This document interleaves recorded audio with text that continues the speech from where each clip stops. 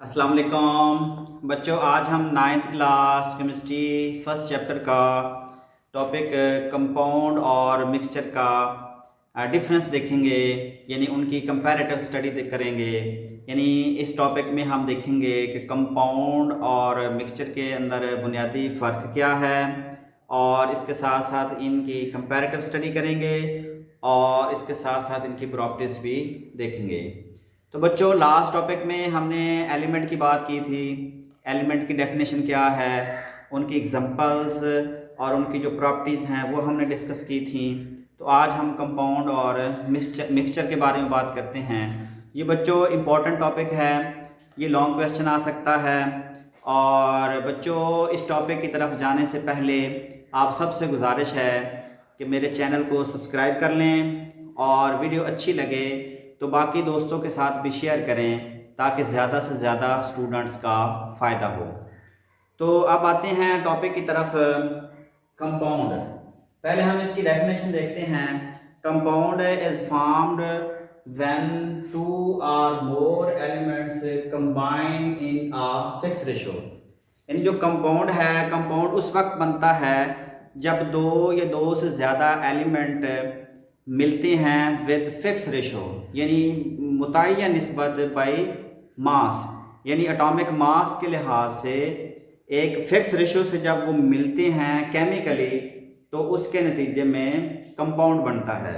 तो अब हम इसकी एग्जांपल देखते हैं। जिस तरह ये वाटर मॉलिक्यूल है, वाटर मॉलिक्यूल के अंदर दो हाइड्रोजन होते हैं और एक ऑक्सीजन होता है।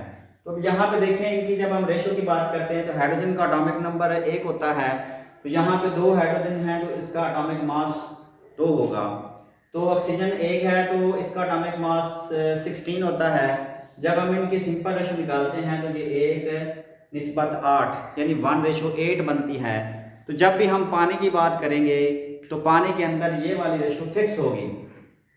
तो फिर हम ये कह सकते हैं कि जो भी कंपाउंड बनता है उनके अंदर एटम्स की जो रेशियो होती है बाय मास वो फिक्स होती है। तो जितने भी कंपाउंड होंगे उनके अंदर दो या दो से ज़्यादा एटम्स या दो से ज़्यादा एलिमेंट केमिकली फिक्स रेशियो के साथ जब मिलते हैं तो कंपाउंड बनता है। तो अब हम नेक्स्ट इसकी प्रॉपर्टी देखते हैं। It is the pure substance. ये प्योर होती है क्यों? क्योंकि इसके अंदर रेशो फिक्स होती है। जब रेशो चेंज हो जाएगी तो फिर वो इम्प्योर हो जाएगी। तो यहाँ पे देखें, it is the pure substance found by the chemical combination. जब भी कंपाउंड बनेगा वो केमिकल कम्बिनेशन या केमिकल रिएक्शंस के नतीजे में बनेगा और ये प्योर सब्सटेंस होगी। तो नेक्स्ट प्रॉपर्टी देखते हैं। It is possible to break by chemical reactions. जितने भी कंपाउंड्स होते हैं उनको केमिकल रिएक्शंस की मदद से या केमिकल रिएक्शंस के ज़रिए हम तोड़ सकते हैं। It is possible to break by chemical reactions. मिसाल के तौर पर मसलन ये अमोनिया हमारे पास एक कंपाउंड है, यानी अमोनिया को हम किसी भी केमिकल रिएक्शंस के नतीजे में तोड़ सकते हैं। जब अमोनिया को हम तोड़ते हैं दो चीज़ें बनेंगी, एक नाइट्रोजन गैस बनेगी और एक हाइड्रोजन गैस बनेगी। तो मतलब ये है कि हम कंपाउंड को केमिकल रिएक्शंस के ज़रिए तोड़ सकते हैं या तोड़ना पॉसिबल है। तो उसके बाद हम नेक्स्ट प्रॉपर्टी की तरफ आते हैं।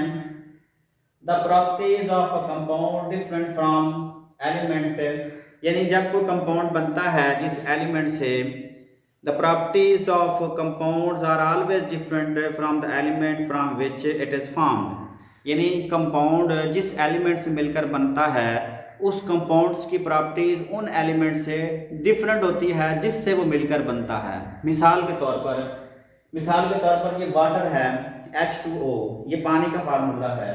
तो पानी दो एलिमेंट से मिलकर बनता है, यानी हाइड्रोजन और ऑक्सीजन। तो ये हाइड्रोजन और ये ऑक्सीजन, इनकी जब हम इंडिविजुअल प्रॉपर्टीज देखते हैं, अपनी प्रॉपर्टीज देखते हैं, उनकी प्रॉपर्टीज जब वो मिलकर वाटर बनाते हैं तो वाटर की प्रॉपर्टीज से उनकी अलग-अलग प्रॉपर्टीज डिफरेंट होती हैं। तो यहाँ पे लिखा हुआ है the properties of a compound different from the elements, यानी उन एलिमेंट से उस कंपाउंड की प्रॉपर्टी डिफरेंट होती है जिससे मिलकर वो कंपाउंड बनता है। तो अब आते हैं नेक्स्ट उसकी properties. The compound exist in the form of molecule. कोई भी कंपाउंड होगा वो हमेशा मॉलिक्यूल की फॉर्म में होता है, क्योंकि इसके अंदर हमने देखा कि दो या दो से ज़्यादा एलिमेंट मिलते हैं। तो जब दो या दो से ज़्यादा एलिमेंट आपस में मिलते हैं या जुड़ते हैं तो वो एक मॉलिक्यूल बन जाता है। तो यहाँ पे देखिए इसके एग्जांपल हैं, जिस तरह कि अमोनिया है, ये एक कंपाउंड है, इसको मॉलिक्यूल भी कहते हैं। ये मॉलिक्यूल है, हाइड्रोक्लोरिक एसिड है, या वाटर का मॉलिक्यूल है। तो यानी जो कंपाउंड होगा वो हमेशा मॉलिक्यूल की फॉर्म में होगा। तो उसके बाद देखें द कंपाउंड में exist as a network arrangement of atoms. यानी जो भी कंपाउंड होगा उसके अंदर जो एटम्स होंगे उनका एक नेटवर्क होगा। मिसाल के तौर पर कोई भी कंपाउंड बनेगा उसके अंदर कोई ना कोई तो बॉन्डिंग होती है, या कोवलेंट बॉन्ड होगा वो कंपाउंड के अंदर, या तो कोवलेंट बॉन्ड होगा या आयनिक बॉन्ड होगा या कोऑर्डिनेट कोवलेंट बॉन्ड होगा। तो वो उस बॉन्ड के जरिए एटम्स की अरेंजमेंट होती है, तो वो एक नेटवर्क बन जाता है। तो इसलिए हम ये कह सकते हैं द कंपाउंड में exist as a network arrangement of atoms. तो यहाँ पे मिसाल दी हुई है, मसलन NaCl है, NaCl के अंदर आयनिक बॉन्ड पाया जाता है, इसलिए हम कह सकते हैं कि ये एक आयनिक कंपाउंड है। और इसी तरह SiO2 है, इसके अंदर कोवलेंट बॉन्ड पाया जाता है, तो इसलिए हम इसको कोवलेंट कंपाउंड कहते हैं। तो बच्चों ये प्रॉपर्टीज थी कंपाउंड की। तो अब आते हैं मिक्सचर की तरफ। मिक्सचर की सबसे पहले हम डेफिनेशन देखते हैं। Mixture is found when two or more elements और compound are mixed together in any ratio. यानी मिक्सचर जब दो या दो से ज़्यादा एलिमेंट या कंपाउंड आपस में जुड़ते हैं विदाउट एनी रेशो या विदाउट एनी फिक्स रेशो। यानी जब दो या दो से ज़्यादा एलिमेंट या कंपाउंड बगैर किसी मुतय्यन निस्बत के जब जुड़ते हैं तो उसको हम बोलते हैं मिक्सचर। तो अब हम मिक्सचर की एग्जांपल देखते हैं। जिस तरह हवा के अंदर मुख्तलिफ गैसेज होती हैं और उनकी रेशो डिफरेंट होती है। इस तरह सॉइल है, मट्टी है, मट्टी के अंदर भी मुख्तलिफ एलिमेंट की मुख्तलिफ रेशो होती है। यानी जो रेतली ज़मीन होगी उसके अंदर और कॉन्स्टिट्यूएंट होते हैं, जो चिकनी मट्टी है या कोई रेतली मट्टी है या जरखेज़ है या बंजर है, सब की जो कंपोजिशन है वो डिफरेंट होती है। तो नेक्स्ट प्रॉपर्टी देखें, इट इज़ इम्प्योर सब्सटेंस। जो मिक्सचर होता है उसको हम इम्प्योर कहते हैं, क्योंकि उसके अंदर अज्जा की तरकीब एक जैसी नहीं होती। उसके बाद देखें जो मिक्सचर है वो होमोजेनियस भी हो सकता है और हेटेरोजेनियस भी हो सकता है। तो पहले हम देखते हैं कि होमोजेनियस क्या है और हेटेरोजेनियस क्या है। होमोजेनियस ऐसे मिक्सचर को कहते हैं जिसमें अज्जा की तरकीब यकसां होती है या एक जैसी होती है, उसको होमोजेनियस बोलते हैं। और जिसके अंदर अज्जा की तरकीब एक जैसी ना हो उसको हम हेटेरोजेनियस बोलते हैं। तो यहाँ पे एग्जांपल दी हुई है, अगर हम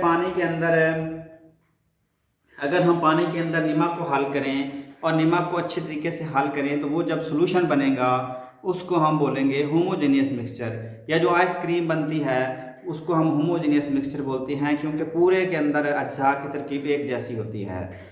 तो हम हेटेरोजेनियस मिक्सचर हम उसको बोलते हैं जिसके अंदर अज्जा की तरकीब एक जैसी ना हो, यानी अज्जा की तरकीब डिफरेंट। जिस तरह मट्टी है, मट्टी के अंदर अज्जा मुख्तलिफ जगह पे अज्जा की तरकीब मुख्तलिफ होती है। इस तरह ये पथरीली ज़मीन है या हवा है। तो इस तरह होमोजेनियस जो मिक्सचर है वो होमोजेनियस भी हो सकता है और हेटेरोजेनियस भी हो सकता है। उसके बाद नेक्स्ट प्रॉपर्टी देखें, the properties of mixtures are sum of all the components. यानी जो मिक्सचर होता है उसकी जो प्रॉपर्टी है वो उन कंपाउंड की प्रॉपर्टीज़ को मिला के उनका सम होता है, ये समझ लो मजमूई प्रॉपर्टीज़ होती हैं। तो यहाँ पर लिखा हुआ है जो कंपाउंड है वो जो मिक्सचर है वो जिन कंपाउंड से मिलकर बनता है उनकी प्रॉपर्टीज़ को जमा करें तो वो मिक्सचर की प्रॉपर्टीज को शो करते हैं। तो यहाँ पे देखें, the properties of mixtures are sum of all the component. यानी जितनी चीज़ें मिलकर, जो एलिमेंट या कंपाउंड मिलकर वो मिक्सचर बनाते हैं उनकी प्रॉपर्टीज सारी की सारी उस मिक्सचर के अंदर जाहिर होती हैं या शो हो जाती हैं। तो नेक्स्ट प्रॉपर्टी देखिए, the mixtures can be separated by physical method, यानी जो मिक्सचर है उसके अज्जा को हम किसी भी फिजिकल मेथड के ज़रिए सेपरेट कर सकते हैं, उनकी सेपरेशन मुमकिन होती है। तो अब नेक्स्ट प्रॉपर्टीज की तरफ देखें, तो each a component of mixture retain its identity, यानी जो मिक्सचर होता है उसके अंदर जितने भी कंपाउंड मिलते हैं वो अपनी आइडेंटिटी को रिटेन रखते हैं या अपनी आइडेंटिटी को बरकरार रखते हैं, यानी जो मिक्सचर की प्रॉपर्टी होगी उसके अंदर हर कंपाउंड की अपनी अपनी प्रॉपर्टी वो मेंटेन रहेगी या वो अपनी प्रॉपर्टीज़ को शो करवाएंगे। तो बच्चों ये वाली प्रॉपर्टीज़ हैं मिक्सचर की और ये वाली प्रॉपर्टी हैं कंपाउंड की। तो ये बच्चों इंपॉर्टेंट टॉपिक है, लॉन्ग क्वेश्चन आ सकता है, इनकी कंपैरेटिव स्टडी या इनका फ़र्क बयान करें। तो यहाँ पे मैं थोड़ा सा एनालिसिस करता हूँ। तो जो कंपाउंड है उसके वो कीमियाई तौर पर मिलते हैं, एलिमेंट जब कीमियाई तौर पर मिलते हैं तो कंपाउंड बनता है, और जब फिज़िकली कंपाउंड या एलिमेंट मिलते हैं तिबाई तौर पर मिलते हैं तो मिक्सचर बनता है। तो कंपाउंड हमेशा प्योर होगा और मिक्सचर हमेशा इम्प्योर होगा। तो जो कंपाउंड है वो हमेशा होमोजीनियस होता है और मिक्सचर होमोजीनियस भी हो सकता है और हेटेरोजीनियस भी हो सकता है। तो जो कंपाउंड है उसका जो प्रॉपर्टीज़ उन एलिमेंट से डिफरेंट होती है जिससे वो मिलकर बनता है, लेकिन जो मिक्सचर है उसकी प्रॉपर्टीज़ मतलब उसके अंदर जो उनकी प्रॉपर्टीज़ हैं जिनसे वो मिलकर बना है उनकी प्रॉपर्टी शो होती रहती हैं।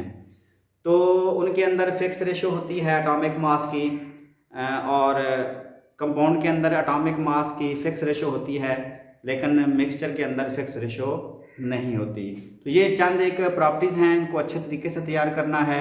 ये लॉन्ग क्वेश्चन आ सकता है और इसको अच्छे तरीके से तैयार करना है। अगर इसमें कोई कन्फ्यूजन हो या किसी जगह पे कोई प्रॉब्लम हो तो आप कमेंट सेक्शन में जाके क्वेश्चन पूछ सकते हैं।